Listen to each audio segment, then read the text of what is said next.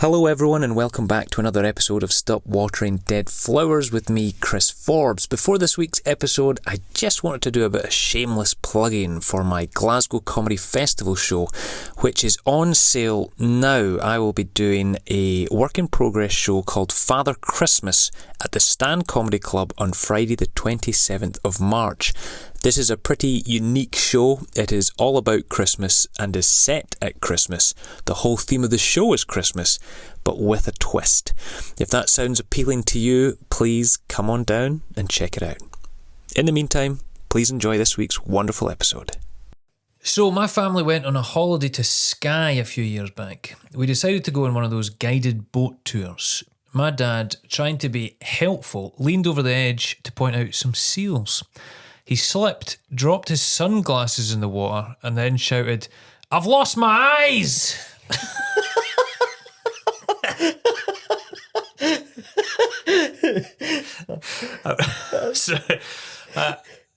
Everyone on the boat stared. My mum facepalmed. My brother started crying with laughter. I've never seen him look more embarrassed or heroic at the same time. For the rest of the trip, every time someone mentioned the seals, we all had to clarify, Dad's eyes are fine, by the way. Now, I got to say, and I said this before we started, didn't we? I don't know if this comes under the category of like the traditional dead flower stories, but my God, I've lost my eyes. It's just a belter of a line. So thank you for sending that in. Aileen from Oban, we were just all talking about how beautiful a place Oban is there. Please keep sending in your own little dead flower stories. We love them. Do them on Instagram, Facebook, or stopwateringdeadflowerspodcast@gmail.com. But welcome back to another episode of Stop Watering Dead Flowers with me, Chris Forbes, in association with the Stand Comedy Club.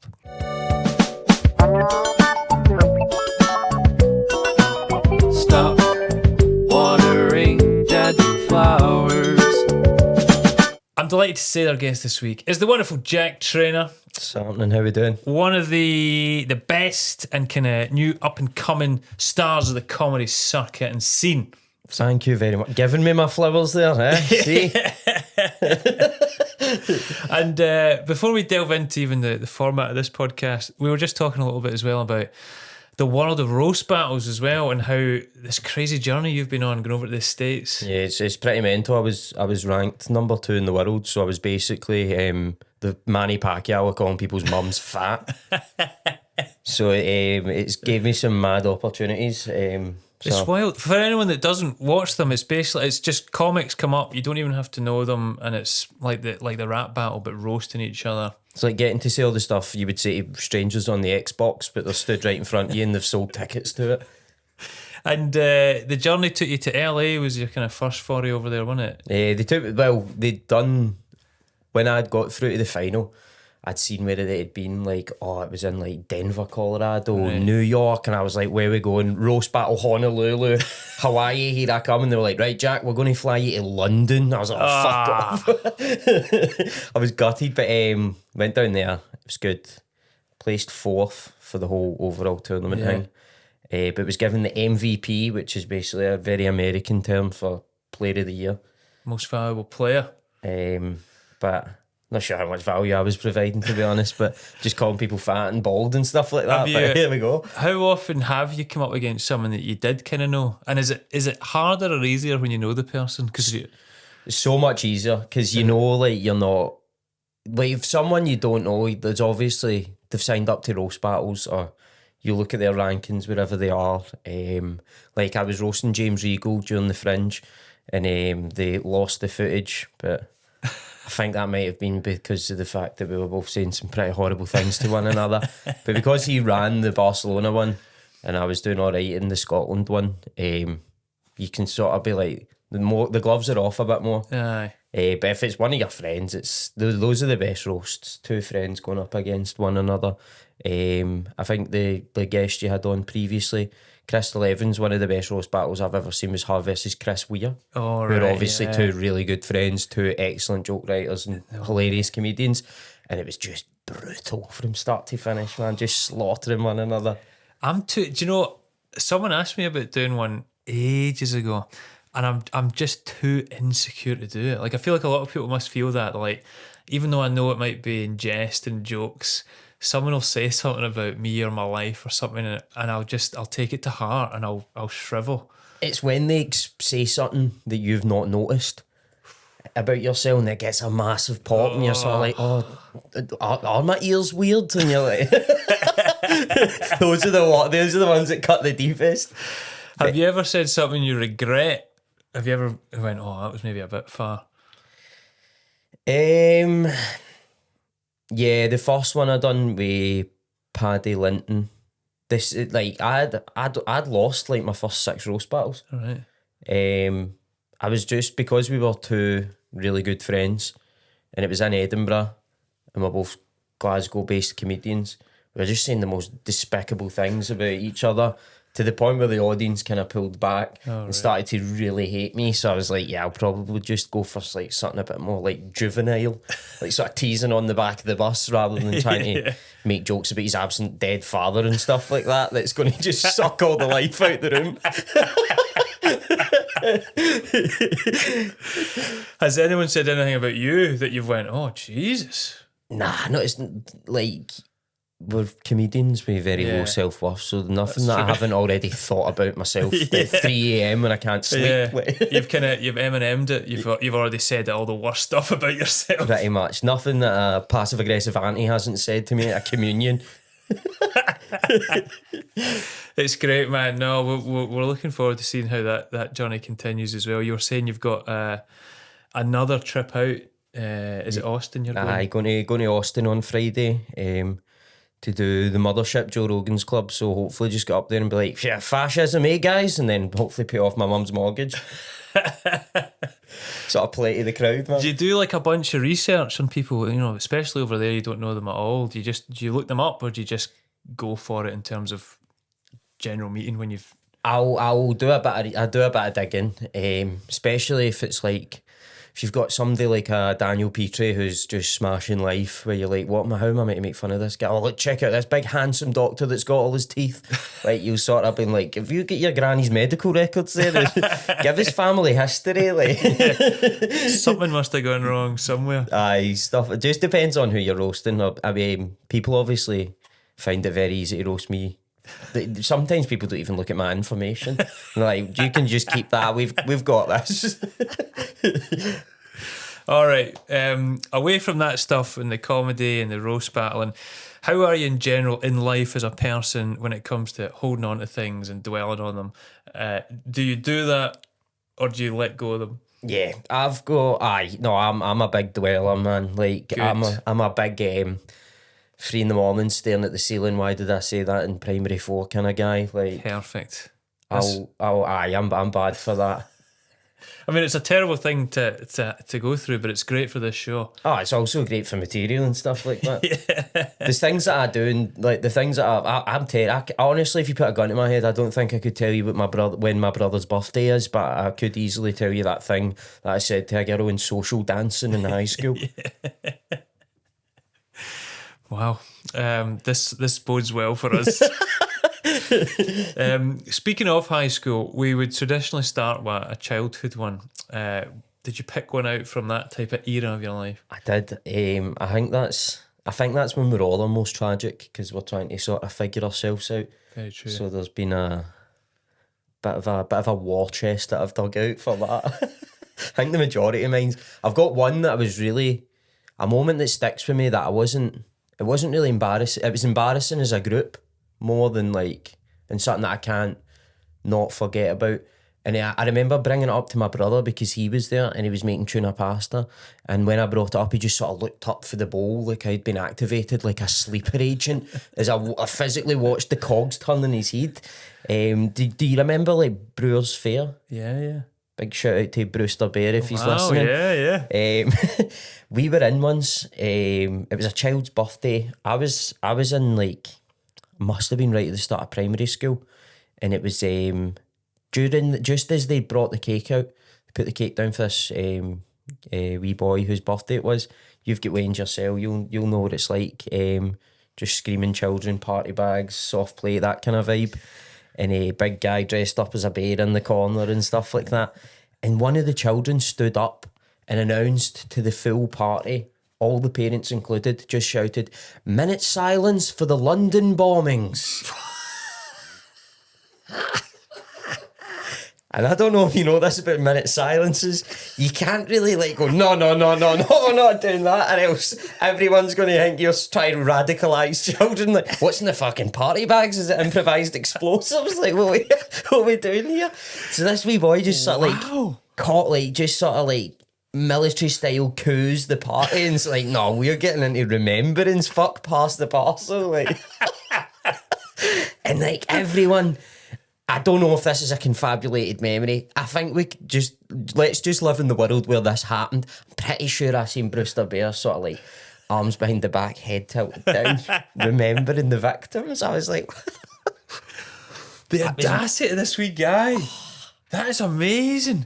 How old are we thinking this wee guy was? Oh, like 6, 7 tops. That is amazing. Like, could not old enough to like know the severity of terrorism. I love the fact that everyone just complied. You can't be like, no. We're gonna get the clown out. Just sort of did that during the minute silence. I just as soon as you sort of sent me that email over, tell me sort of like what it's about. That was the first thing that popped in my head, because I was just like, I think about that far too often. That is amazing. I really want to know what that wee guy became, like, to have been that bold and kind of gallus at that age. I hope it stuck with him, and he's now in like the SAS or something. Like, counter-terrorism, like. He's like, no, I need to do something about that. How are you meant to eat birthday cake? How after that? Do you know what I mean? Like, that is tremendous. No one else trying to follow up or anything, like. No, like, because all the parents were just people laying birthday presents like wreaths. You guys just saluting and all that. Like, wow, how close to it was, like, how far after the actual bombings had it been, or was it a totally random thing that? I think it'd been like, it must have been a few years after, but it was like around the anniversary time, right. So it was still like sort of in the sort of he's media. Heard it come up, and wow, I've been in passing on a radio or TV or something like that, and it's just been like, I know what we'll do. Some people, maybe he's seen people observing a minute silence and went, I've not got to do one of these yet, let's get my minute silence on. I think most of the parents were just glad to have a minute of respite, to be honest. That's a good tip. I might use that actually now. See if that works. We're going to learn about the Battle of the Somme now, children. Just at laser tag. Yeah. Like doing a 12-gun salute at laser tag. This is great. This bodes well for the start of the stories here. If we were moving on from that one and went to, let's say, a work-based one, are you someone that's worked in a lot of different types of jobs? Did you get into comedy really early? No, I think that's probably one of my biggest regrets, was not just coming out of high school and getting into comedy, because I pissed about something awful before I got into this. I mean, to say this isn't pissing about. Now we're taking stuff serious. Yeah, rolled up the sleeves now. I've got an unpaid 5 after this. But I would do. I've got another one about this we can come back to, but I'd ended up like I'd came back from a scholarship.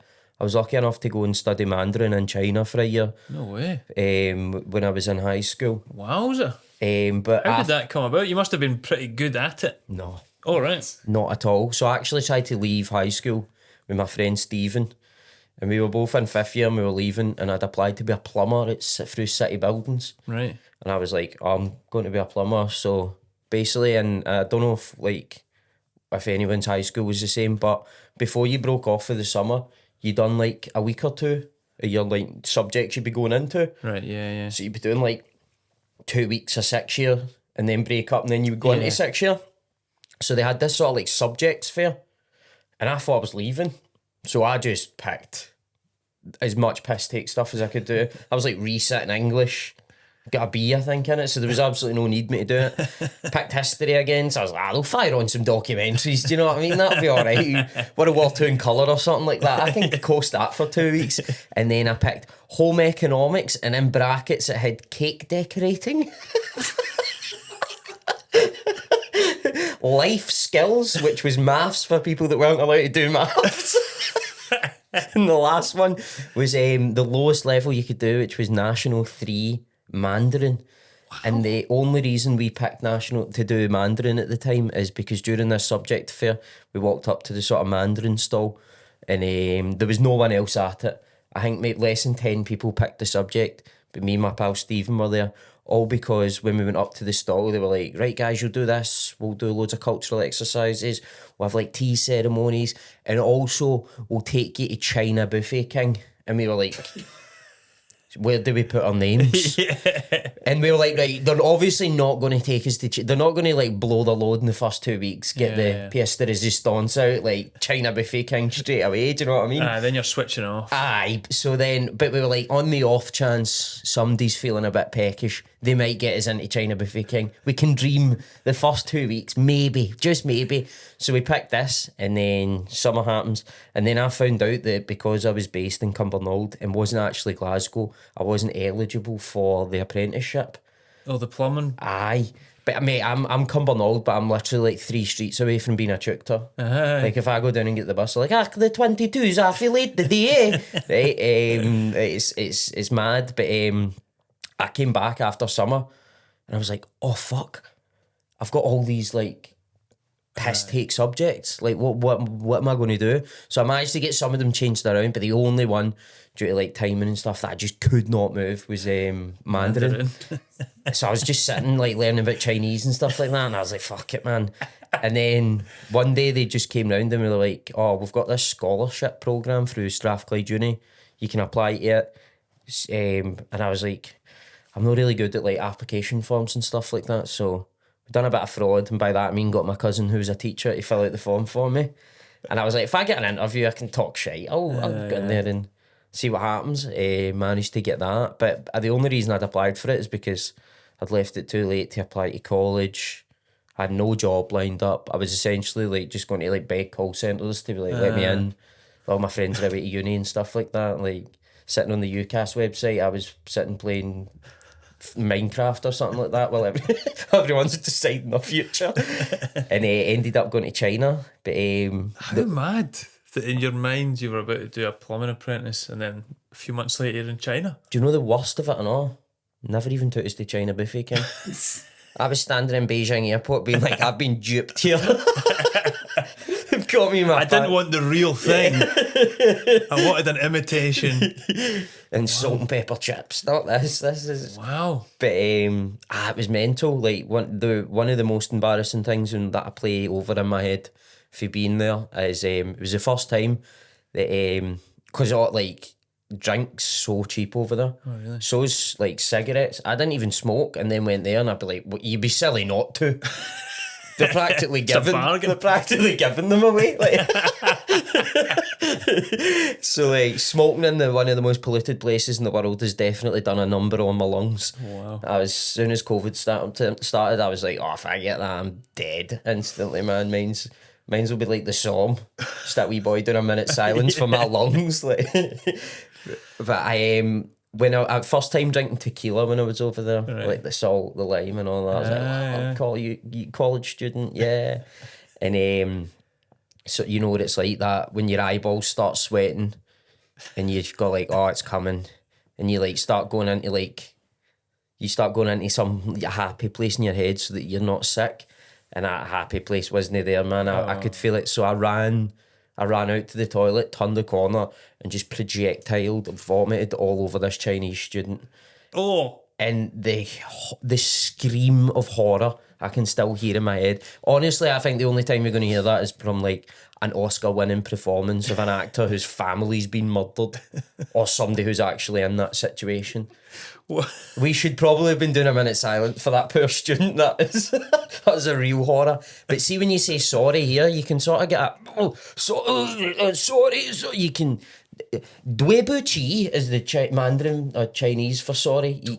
There's a lot of in that it's just more six coming out, man. It was in her hair. It was just it was a horror show. It was one of my lowest moments, I'd say. So wait, were they in the toilet? No, I hadn't even made it. No, so it was just. I just turned a corner. They were right there. They were in the splash zone, man.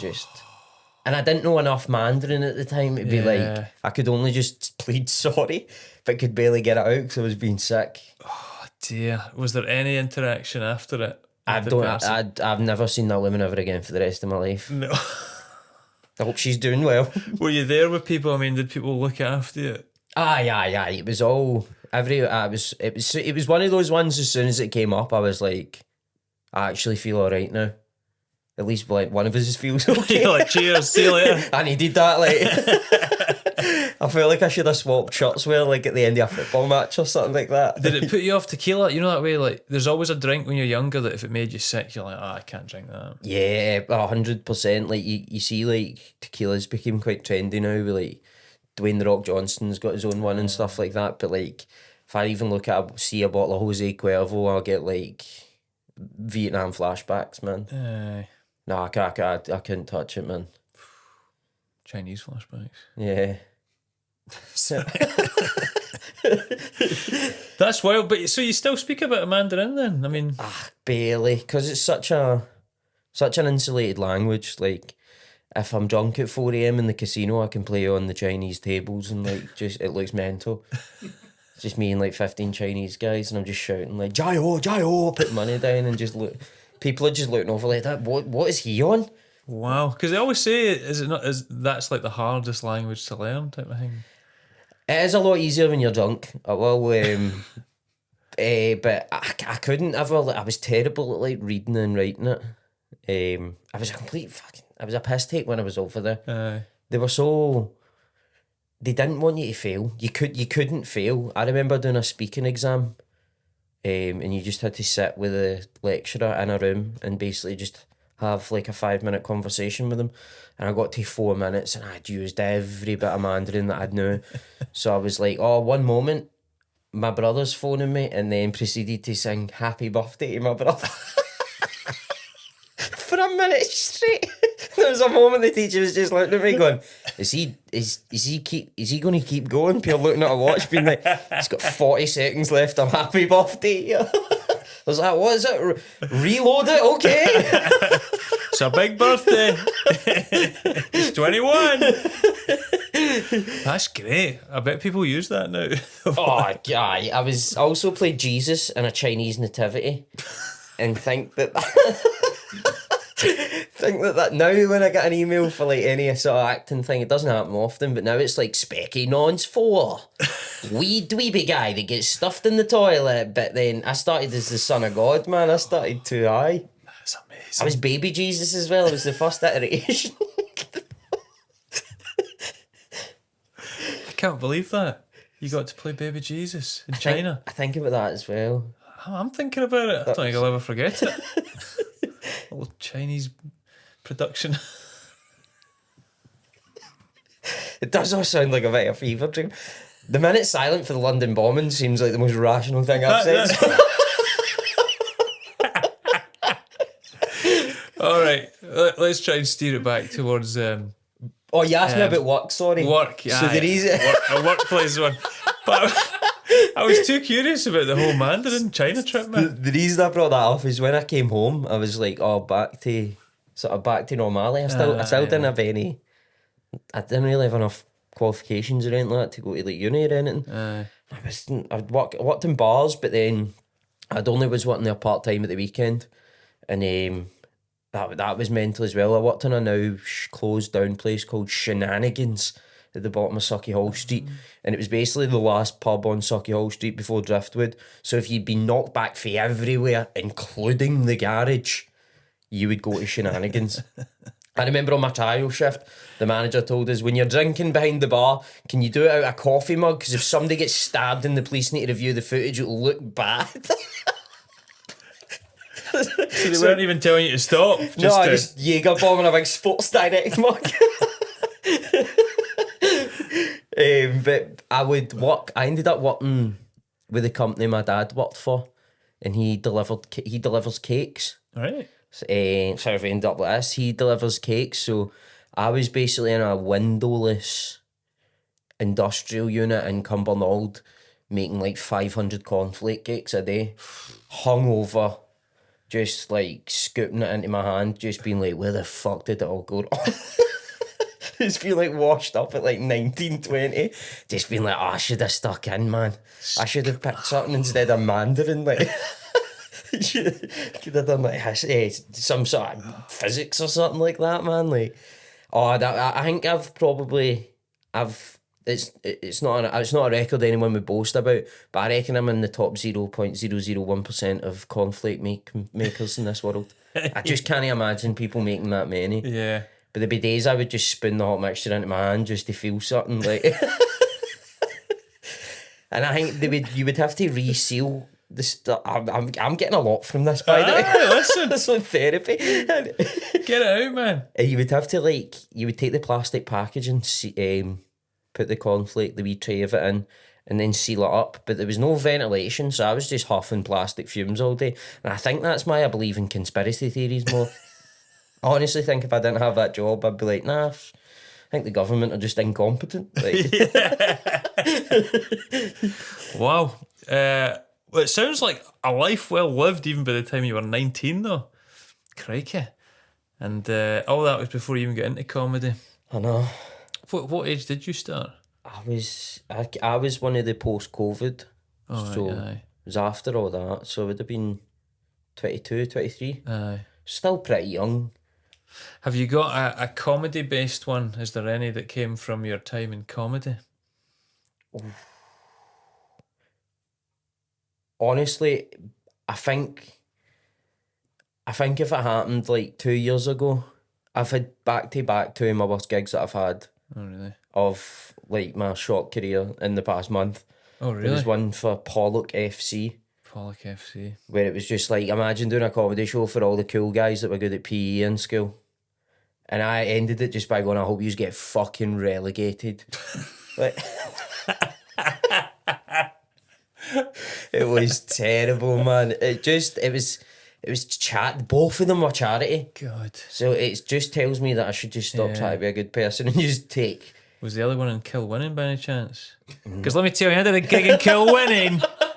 The worst gig I ever did in my life. I always bring it up. No, I remember. You remember the worst gigs more than you do the good ones. Oh, aye. Because the good ones is like, yeah, it was great, smashed it. But the bad ones, you were like, oh, I felt every second up there. Sort of starts doing the Bill Burr thing where you're like, 8 minutes, don't worry. Yeah. 7 minutes. Like, becomes like a Big Ben set, I call it, where you're just like, boom. Yeah. And the other one there was for a community centre in Halfway in Cambuslang. Oofed. And it was to keep open the community centre. And let me tell you, after that, I was ready to be a homeless man to set the place on fire. That should not be kept open, that place. I'll go against the charity, no problem, if I don't enjoy the gig. It was so bad that I got like, it was too early for a Christmas stuff. I will say we're on to start midway through November. Wait till Michael Bublé comes out and they've defrosted him and they've sort of stuck him back on stage and stuff like that. But they done this very sort of like Facebook banter more thing where someone dressed up as the Grinch before I went on. Wow. And just like destroyed the stage, smashed up the tree. God. And then I just had to like go on and sort of like step over presents and like tinsel and all that and be like, knock knock. Yeah. Who's it? Like, and it was, no one was listening. I got to like 16 minutes in. And then one of the organisers, a member of the committee, who was equally as drunk as everybody else there. That was the issue. Everyone was just too steaming. They'd been there from like 1 o'clock for like a fair gala day thing. It always amazes me when a lot of people, if they're maybe just doing like a one-off gig, do just assume that if you've got a mic, just go up and do your comedy thing and don't realise it's to do with everything, the shape of the room, the seating, the atmosphere, the lights. It's like sort of like Oktoberfest seating, which is great for comedy. So it was a disaster.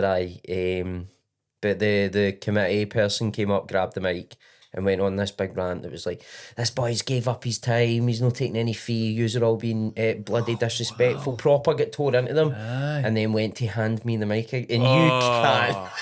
You can't be like, thanks, mum. Like, Yeah.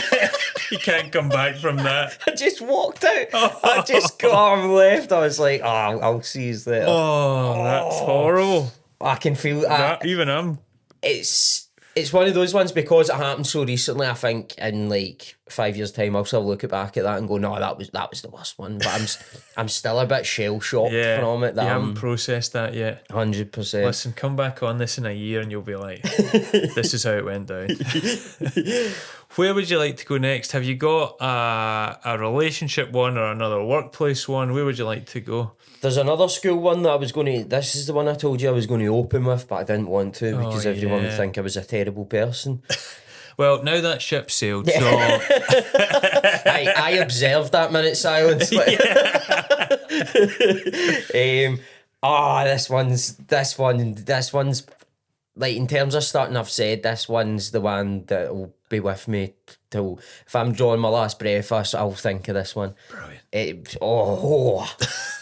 I was starting to get shake it out of me first before.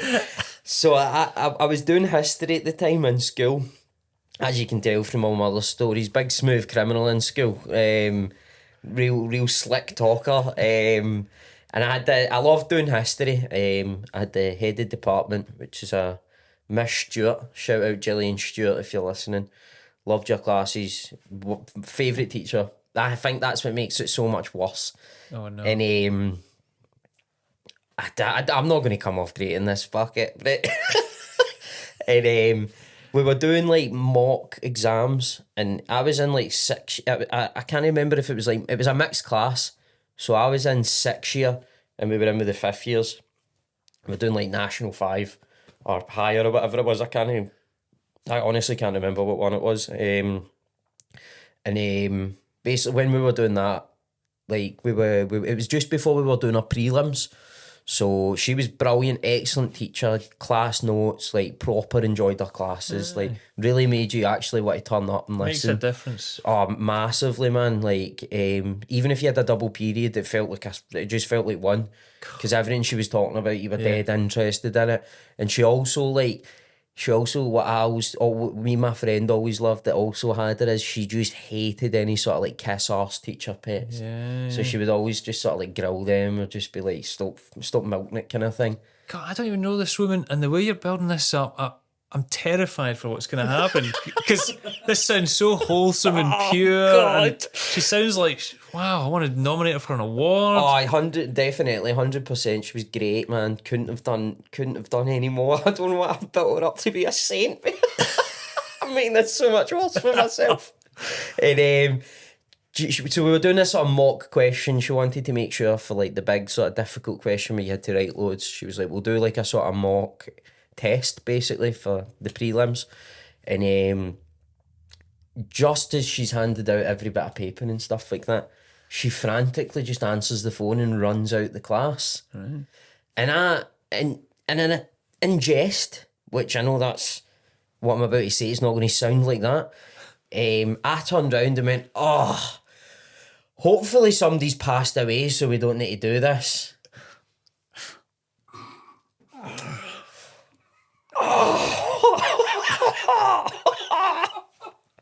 And I think we know what happens next. Oh, no. Fuck. Oh, no. And don't think I need to, I think you can connect the dots with this next bit. But she came in, I don't even know, there was only like, thankfully it was only like the immediate like surrounding table, maybe about a third of the class. Too many people heard it anyway, right? And she comes back in, clutching the phone and floods of tears and goes, guys, there'll be a temp teacher coming in. Man, he's just passed away. I've got to go. And she left, the temp teacher came in, and we still had to do the test. So that's the worst thing. And honestly, I honestly thought I was just going to write sorry like 500 times, and just, wow. it was There was people like doing their tests, like side-eyeing me, like shaking their head and stuff. Like, it was hot. Do you think she heard? No, she wasn't in the class or anything like that. She might see it now, but I'm sorry about that, Miss Stewart. You were my favourite teacher. That's what makes it even so much worse. But no, thank you for sharing your stories. And have you got other stuff coming up in particular? Are you going to do Glasgow Comedy Festival? When is it you go out to Austin? I've got Austin on the 21st. I don't know when this comes out. 21st of November. Right. So this, as you're listening to this now, Jack's probably been out there, competed. So we'll be checking out. So make sure we check out how we got on. I might be in an ice cell right now. Or in prison for drunk and recklessly handling a firearm. I imagine they'll just give you a gun at the airport, like, welcome to Texas. So I went double denim, I'm getting into it. Just need the belt buckle. I wondered when you pulled up on a horse, man. You know? Just need to start fancying my cousin, and that's me, man. But I've got that. Recording my first hour. I know it's pretty early I've only been going like 3.5 years, but recording my first hour on Thursday. Don't know what I'm going to do with that, but keep an eye out. I might put it on YouTube. I might just clip it up. But Jack T Comedy on Instagram. I'm always gigging about the place. Keep an eye out. But I'll be doing the Glasgow Comedy Festival. I don't know. You're a veteran of the circuit. I don't know where. Which means old. Yeah. I don't know where to like try and force another hour for the Fringe next year, because I've already just used like 3 years of comedy to get the first hour, and that was like debut hour, and it went well. Good reviews and stuff. I was really proud of it. But I don't know if I've got the minerals to come up with like another hour. Everyone's different, isn't there? I mean, for any comedy aficionados that are listening, I'm a big fan of year on, year off at the Fringe, or like an actual Fringe run and then maybe like a whip or just dotting in and out. I think I'll do something like maybe a split bill with. Aye, that's perfect. Something like that. Let's do it. No. But no, thanks again. Please do check out Jack and his stuff. It's great to see him doing so well. Thanks as always to Sean Stables, Chris Thorburn, the Stand Comedy Club. Thanks to everyone for listening. And again, I always say please like, share, subscribe, all those things. Drop a little review to the episode if you can, to the podcast show. Sign up to the Patreon if you really want to support us. Just £3 a month, less than the price of coffee a month. I hate all that stuff. But it really makes a difference. So please do help if you can. Thanks again. We'll see you next time. Cheers.